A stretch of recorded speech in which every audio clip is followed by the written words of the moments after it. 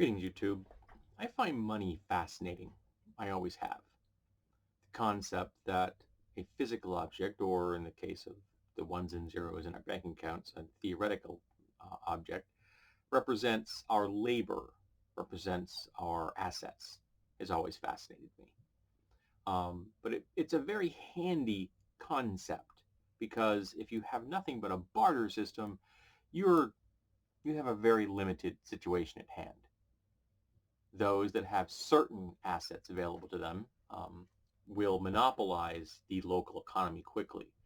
And those that have specialized skills are going to have a hard time surviving, even though those specialized skills are important. Because eventually you'll saturate the market you're in because all you can do is trade your skills or your product to other people's skills and products in your community.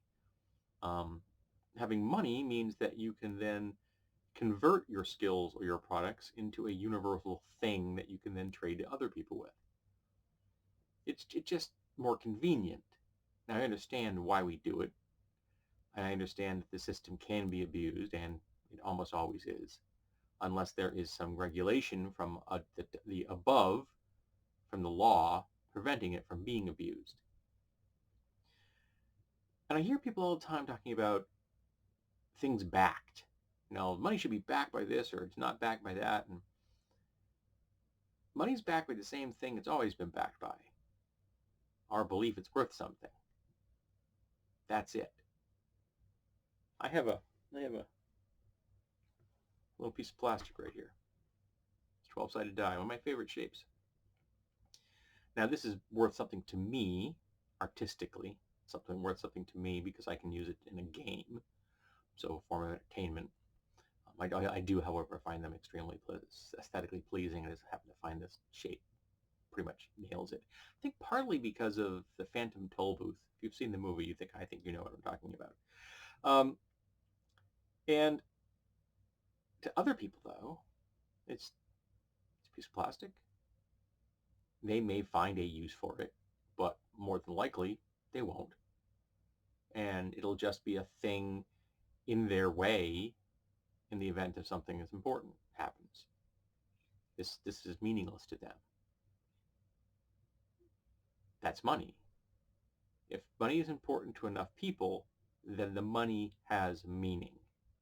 If money isn't important to people, then it doesn't have meaning.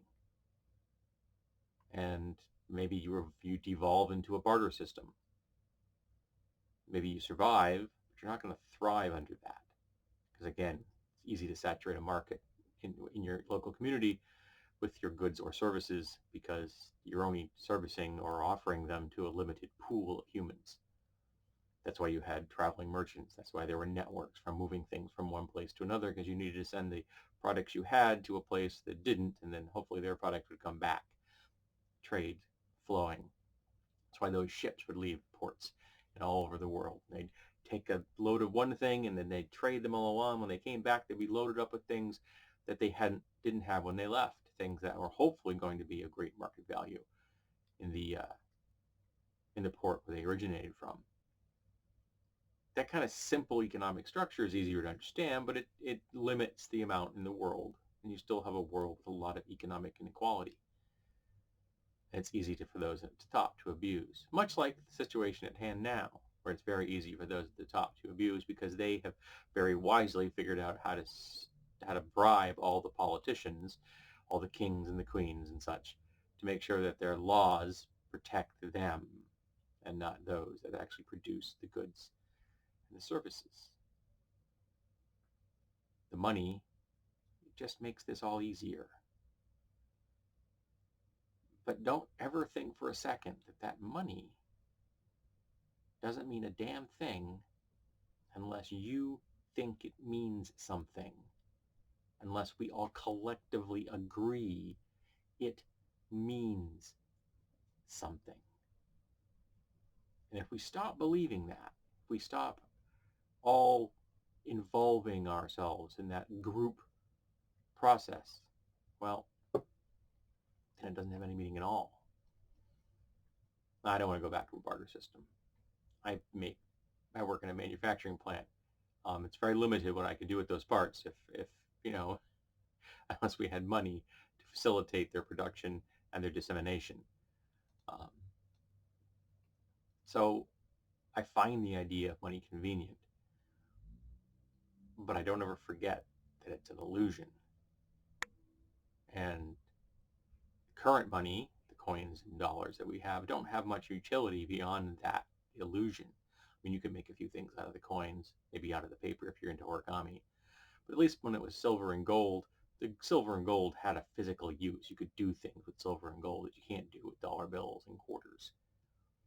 Not that I'm suggesting we go back to a metal-backed legal system, because again, that's just another degree of collective delusion, and it also limits the amount of money, which then also negatively impacts those at the bottom again. Notice how that's a recurring theme. Those at the bottom who produce the goods and services end up being hurt by our collective delusions. The delusions that say that those at the top should have more than their fair share.